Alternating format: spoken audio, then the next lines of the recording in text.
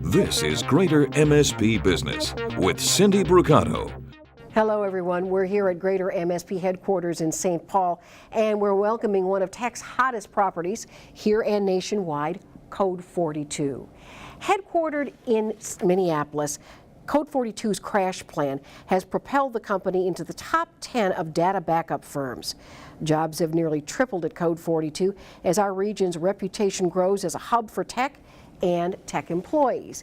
Here to talk about that aspect, the growth of tech, and of course the product itself, is Jason Bristow, the relatively new CFO. You know, you were the #2 guy at Amazon, #2 finance guy at Amazon? One of many. One of many, okay. And you came back home here as CFO. Why did you make that change? Yeah, I was excited about all the opportunities at Code42, but also it's nice to be back.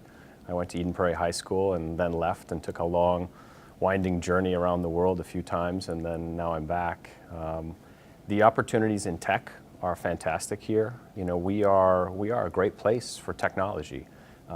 We don't get the reputation that a Silicon Valley or even a Boston might have, but when you kind of peel the onion back, you see that there's a lot of really impressive tech talent here in Minneapolis. And so our business is not a new one. We were founded in 2001, so it's not a startup by any means, but we're still a lot smaller than Amazon, so a lot of excitement. How do you compare the tech scenes, the difference between Seattle and our Greater MSP region?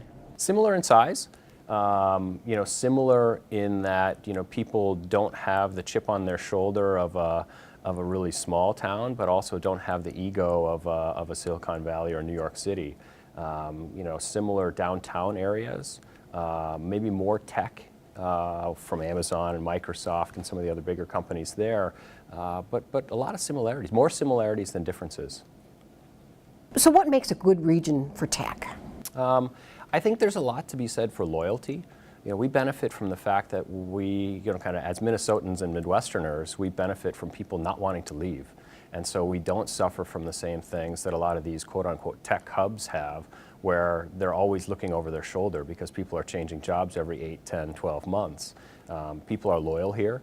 People have Midwestern values. I hate to sound cliche, but it's true. That gives us a differentiation to a lot of parts of the world, both East and West Coast and elsewhere. Let's talk about the Code42 product now. What is the technology that has made Code42 so successful? We are an enterprise data protection and security company, so obviously very, very popular and very, very on the tip of people's tongues right now. What's made the product successful is the vision. You know, knowing that data security is not going away anytime soon, but then also listening to the customer's needs. So when we're thinking about our enterprise customers, we're thinking of the biggest companies and universities in the world. What do they really need to protect themselves? You know, data is one of their most important, if not their most important asset. So for us, we have to keep pushing the envelope to make sure that we keep that priority as high as possible as well. Tell us more about the customers that are seeking out the Code42 crash plan. We have over 35,000 businesses today. They range from small, medium-sized businesses to literally the biggest companies in the world. And it's really a solution that they look for to protect their data and the security of their employees' data on endpoint devices. So taking that a step further, we recognized as an industry a long time ago that data existed in a server or in a server room, but more as you see people using devices, laptops, tablets, phones, to create, use, and manipulate data, that's where the data resides. And so the Code42 vision is data protection on those devices, which, as we all know from walking down the streets, we see people using those. They're not tethered to their office anymore. They're not tethered to their desk. So that's the way data is used today. What about personal use and data protection? It's a really good question. You know, we see people having this intermingling of data, whether it's work or professional data or personal data as well. We use those devices for all of the above. And if you believe some of the statistics that we're seeing now, half of employers by 2017 or 2018 will require people to bring their own devices to work.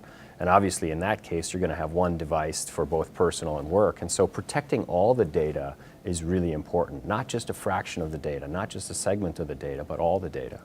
Thanks so much, Jason Bristow from Code42. And for Greater MSP Business, I'm Cindy Brucato.